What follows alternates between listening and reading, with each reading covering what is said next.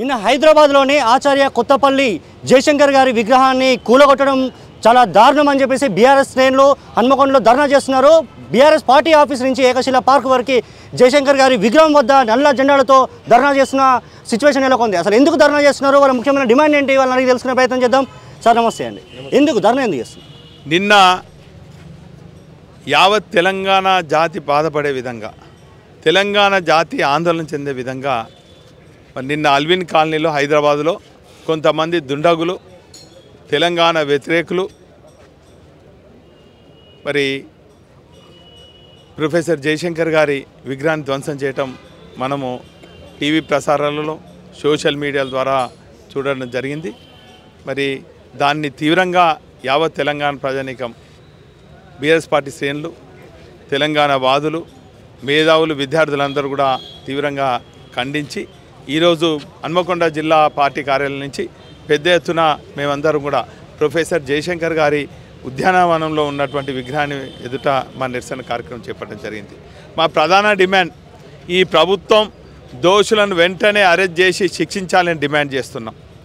అదే స్థలంలో వెంటనే వారం 10 రోజుల్లోపు ఈ ప్రభుత్వం చొరవ చూపెట్టి ఆ విగ్రహాన్ని పునఃప్రతిష్ఠించాలని డిమాండ్ చేస్తున్నాం.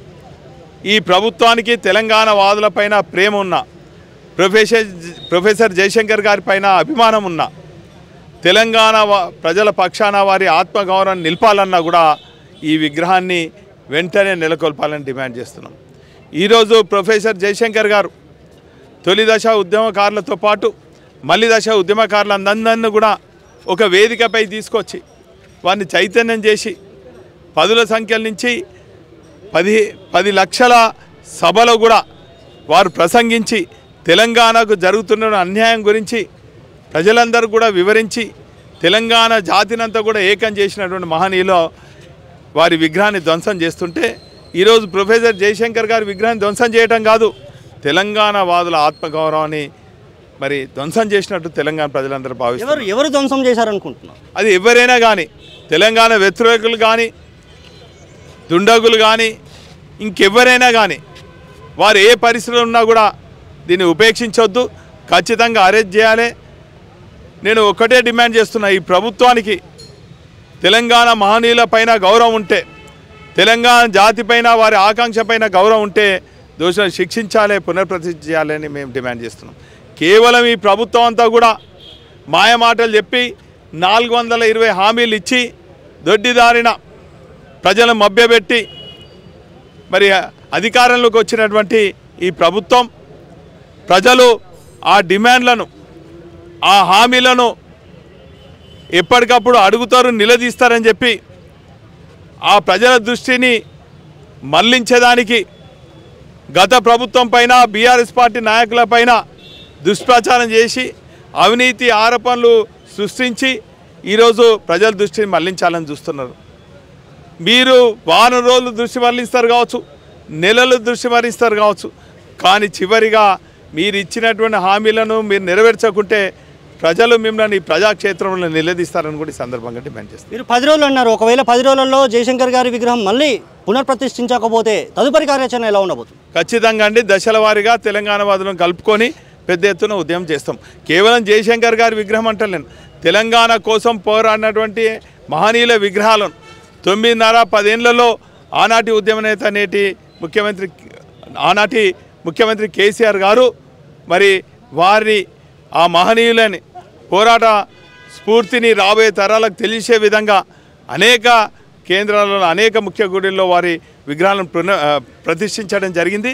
కాబట్టి ఆ మహనీయుల విగ్రహాలన్నింటిని కూడా భద్రత కల్పించాలి, తెలంగాణ ప్రజలకు భద్రత ఉండాలని చెప్పి మేము డిమాండ్ చేస్తాం. మహనీయుల విగ్రహాలని కాంగ్రెస్ హయాంలోనే, కాంగ్రెస్ ప్రభుత్వంలోనే మేము పెట్టాము, వాళ్ళని తలుచుకున్నామని చెప్పేసి కాంగ్రెస్ శ్రేణులు అంటున్నారు. కేవలం టీఆర్ఎస్ వాళ్ళు, బీఆర్ఎస్ వాళ్ళు బీఆర్ఎస్ వాళ్ళు కేవలం జయశంకర్ గారి ఒక్క విగ్రహం పెట్టి ఇలా రోడ్ల మీద ధర్నాలు చేయడం ఎంతవరకు కరెక్ట్ అని కాంగ్రెస్ నేతలు దీని మేమే సమాధానం. ఈరోజు జయశంకర్ సార్ తుది శ్వాస వరకు కూడా వారు టీఆర్ఎస్ పార్టీ వెంట ఉన్నారు, తెలంగాణ వాదుల పక్షాన ఉన్నారు. అందుకే వారి పేరిట అనేక యూనివర్సిటీలను కూడా మరి నెలకొల్పలనే కాకుండా భూపాలపల్లి ప్రొఫెసర్ జయశంకర్ గారి పేరిట కూడా జిల్లాను కూడా ఏర్పాటు చేయడం జరిగింది.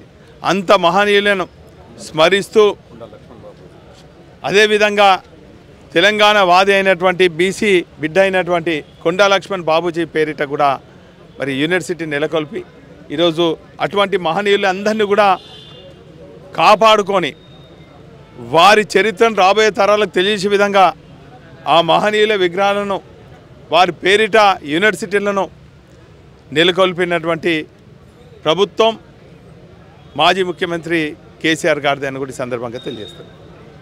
ఫైనల్గా ఏం చెప్పబోతున్నారు ప్రభుత్వాన్ని? ఖచ్చితంగా ఇటువంటి చర్యలకు పాల్పడ్డ వారిని శిక్షించకుంటే వారిని రక్షించాలని ఏదైనా చేస్తే ఈ ప్రభుత్వాన్ని ఖచ్చితంగా మరి ప్రజాక్షేత్రంలో నిలబడతామని తెలియజేసుకుంటాం. రైట్, మహనీయులు విగ్రహాలు ఏవైతే ఉన్నాయో ప్రతి ఒక్క విగ్రహాన్ని కూడా ప్రొటెక్షన్ ఇవ్వాలి, ప్రతి ఒక్క విగ్రహాన్ని కాపాడాలి, బాధ్యత అనేది ఉంది అని చెప్పేసి హన్మకొండలో దాదాపు బీఆర్ఎస్ చేస్తున్న ఒక ధర్నాకి ఇప్పటివరకు అయితే మనం చూసాం. మహనీయుల విగ్రహాలని ప్రతి ఒక్క విగ్రహాన్ని కాపాడుకుంటూ అదేవిధంగా ప్రొఫెసర్ జయశంకర్ గారి విగ్రహం ఏదైతే ఉందో ఒక 10 రోజులలో ప్రతిష్టాపించబోతే మటుకు ఖచ్చితంగా రానున్న రోజులలో బీఆర్ఎస్ శ్రేణులు ఉధృతంగా ఉద్యమం చేపడతామని చెప్పేసి వినయ్ భాస్కర్ చెప్తున్న సిచ్యువేషన్. హన్మకొండ నుండి యోగి, తొలి వెలుగు.